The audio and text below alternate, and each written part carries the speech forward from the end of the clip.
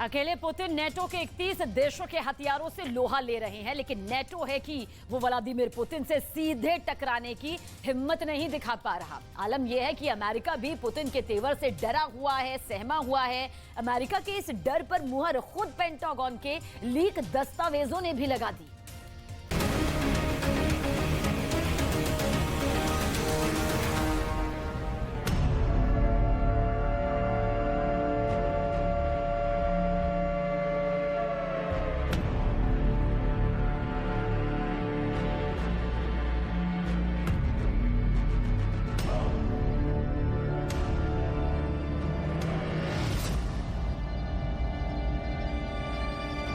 Moscow में बहुत बड़ा हमला होने वाला था।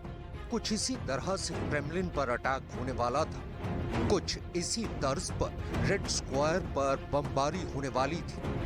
प्लान बन चुका था, तारीख तय हो चुकी थी, टारगेट भी फिक्स थे। लेकिन ऐसा क्या हुआ जो ज़ेलेंस्की को इस धमाकेदार प्लान से पीछे हटना पड़ा?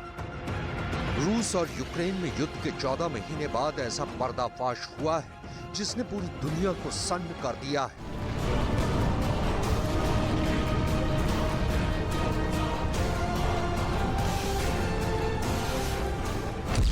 खबर अमेरिका के सबसे बड़े अखबार वॉशिंगटन पोस्ट में छपी है। हवाला पेंटागन के लीक सीक्रेट दस्तावेजों का दिया गया है। दावा किया गया है कि यूक्रेन ने युद्ध की पहली बरसी यानी 24 फरवरी 2023 को सीधे मॉस्को पर हमले का खुफिया प्लान बनाया था।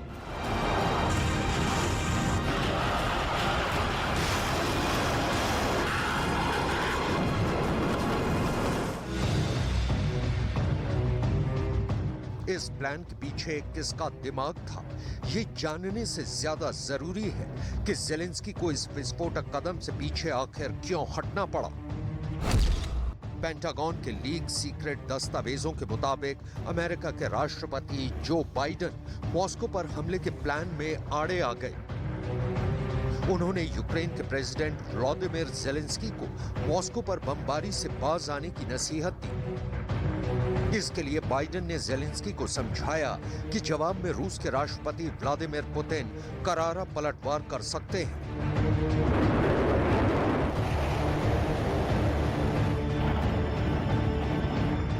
पलटवार ऐसा जो यूक्रेन के वजूद के लिए खतरा बन सकता था। रिपोर्ट के मुताबिक यूक्रेन ने नेटो के हथियारों से मॉस्को पर हमले की योजना बनाई थी। यूक्रेन की सरहद के अंदर रूस के खिलाफ नेटो के हथियारों का इस्तेमाल तो पुतिन ने बर्दाश्त कर लिया, लेकिन अगर नेटो का कोई हथियार रूस की जमीन पर गिरता तो पुतिन सीधे 30 देशों को निशाने पर ले सकते थे। वॉशिंगटन पोस्ट में छपी रिपोर्ट के मुताबिक रूस में घुसकर हमले का ये प्लान यूक्रेन के डिफेंस इंटेलिजेंस के चीफ मेजर जनरल कायराइलो बुडानोव ने बनाया था।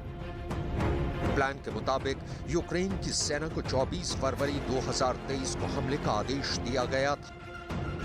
मेजर जनरल बुडानोव ने यूक्रेन के पास मौजूद सभी ताकतवर हथियारों से मॉस्को को नेस्त नाबूद करने का प्लान बनाया था। इस प्लान की भनक लगते ही वॉशिंगटन में हंगामा मच गया। खुद बाइडेन एक्टिव हो गए और ज़ेलेंस्की को ऐसा हरगिज नहीं करने की नसीहत दी।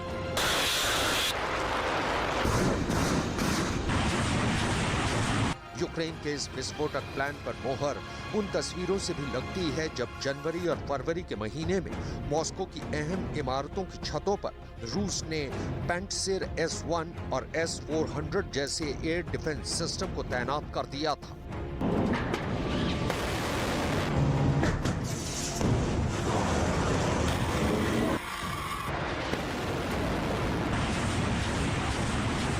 यूक्रेन के पास गिने चुने फाइटर जेट हैं। वो मॉस्को पर हमला कर अपने एक भी लड़ाकू विमान को गंवाने का खतरा मोल नहीं ले पाता। ऐसे में जाहिर है मॉस्को को ड्रोन से निशाना बनाने का इरादा रहा होगा।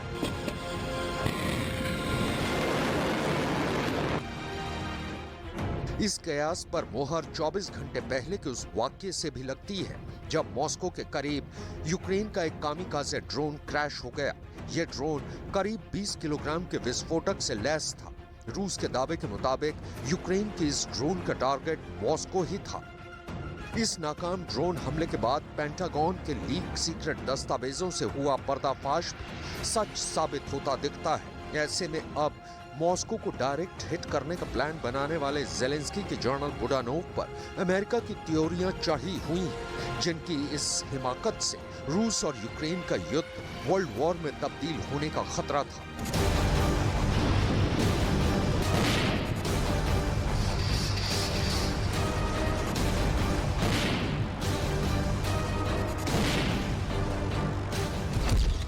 ऐसे में अब अमेरिका की खुफिया एजेंसी CIA की जेलेंस्की के इस जर्नल पर पैनी नजर है, क्योंकि वो कभी क्राइमिया को रूस से छीनने के दावे करते हैं तो कभी मॉस्को को मिट्टी में मिलाने का इरादा जताते हैं। यूक्रेन की तरफ से अक्सर रूस में घुसकर हमले की मंशा जाहिर होती रहती है, लेकिन बाइडन हर बार जेलेंस्की और उनके जर्नलों के ऐसे इरादों पर पानी फेर देते हैं, क्योंकि ऐसा होने पर रूस और अमेरिका में सीधी जंग होने का खतरा है।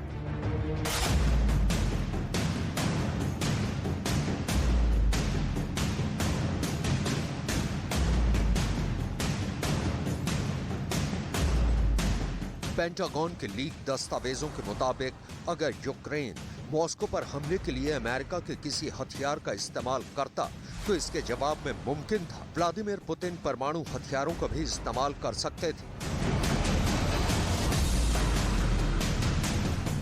फिलहाल ऐसी चिंताओं के बीच रूस के अंदर गाहे बगाहे ड्रोन हमले होते रहते हैं। रूस इन हमलों के पीछे यूक्रेन का हाथ बताता है, लेकिन यूक्रेन की आर्मी इसे लेकर खामोशी इख्तियार कर लेती है। हालांकि बीते साल दिसंबर में रूस के अंदर एंजल्स 2 एयरफोर्स बेस पर हमले के बाद जेलेंस्की के सलाहकार माइखाइलो पोडोलायक ने ट्विटर पर यह जरूर लिखा था, धरती गोल है, इसकी खोज गैलीलियो ने की है। अगर किसी ने दूसरे देश के आसमान में कोई हमला किया तो कभी न कभी हमले के प्रस्थान बिंदु पर कोई उड़ती चीज जरूर गिरेगी। अमेरिका और यूरोप के देश यूक्रेन को बार बार अपनी सीमा के पार हमला न करने को लेकर आगाह करते रहते हैं, क्योंकि अमेरिका को डर इस बात का है कि अगर ऐसा हुआ तो नेटो के नाम पर चीन जैसे देश खुल्लम खुल्ला रूस के साथ खड़े हो सकते हैं। पुतिन साफ कर चुके हैं कि यूक्रेन में स्पेशल ऑपरेशन की वजह जेलेंस्की का नेटो में शामिल होने का इरादा है। रूस को अंदेशा इस बात का भी है कि यूक्रेन को नेटो में शामिल कराने के पीछे अमेरिका की साजिश है, क्योंकि वो नेटो के नाम पर रूस को घेरना चाहता है। अमेरिका के ऐसे इरादे पर रूस ने एक बार फिर संयुक्त राष्ट्र के मंच से अमेरिका को घेरा है।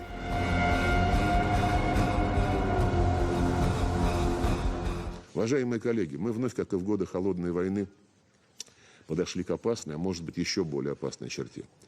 Ситуация усугубляется утратой веры в многосторонность, когда финансовая и экономическая агрессия Запада разрушает блага глобализации, когда Вашингтон и его союзники отказываются от дипломатии и требуют выяснения отношений на поле боя. Все это в стенах ООН, созданной для предотвращения ужасов войны. हालांकि अमेरिका और उसके यूरोप के दोस्तों ने रूस पर दुनिया को गुमराह करने का इल्जाम लगाया है। Russia is trying to portray itself as a defender of the UN Charter and multilateralism. Nothing can be further from the truth. It's cynical. We all know that while Russia is destroying, we are building. While they violate, we protect. The UN Charter, the UN General Assembly, the ICJ, the ICC, everywhere you look, Russia is in contempt. ताकतवर रूस से Ukraine की लड़ाई NATO देशों की मदद पर ही टिकी है। इस बीच यूक्रेन को अमेरिका ने patriot air defence missile system जैसा कवच भी दिया है, लेकिन अब यूक्रेन की एयरफोर्स ने इसे रूस के S-300 के मुकाबले कमतर बता दिया है।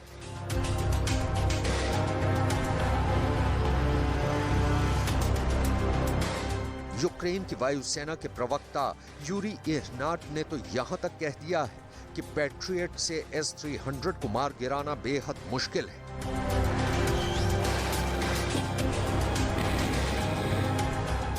इसी 22 अप्रैल को रूस ने S-300 से यूक्रेन के खार्किव में कहर बरपाया था। ऐसे में अब यूक्रेन के समर्थक पैट्रियट से पलटवार की उम्मीद जता रहे थे, लेकिन खुद यूक्रेन की एयरपोर्ट्स ने ही पैट्रियट से S-300 का शिकार नहीं करने की बात कहकर उन्हें निराश कर दिया है।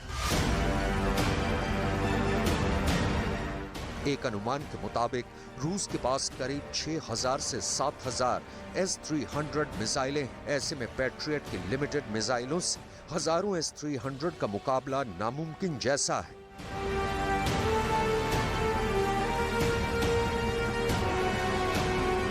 पेंटागन के लीक दस्तावेजों में ही यूक्रेन के एयर डिफेंस सिस्टम पर बहुत बड़ा दावा किया गया है। इस दावे के मुताबिक मई में यूक्रेन का पूरा एयर डिफेंस सिस्टम ध्वस्त हो जाएगा और फिर पुतिन की एयरफोर्स अपने ताकतवर लड़ाकू विमानों से ज़ेलेंस्की को घुटने टेकने पर मजबूर कर सकती है। ऐसे में अगर रूस ने अपने S-300 और शाहिद ड्रोन से एक साथ यूक्रेन पर हमला बोला तो युद्ध का नतीजा बहुत जल्द निकल सकता है।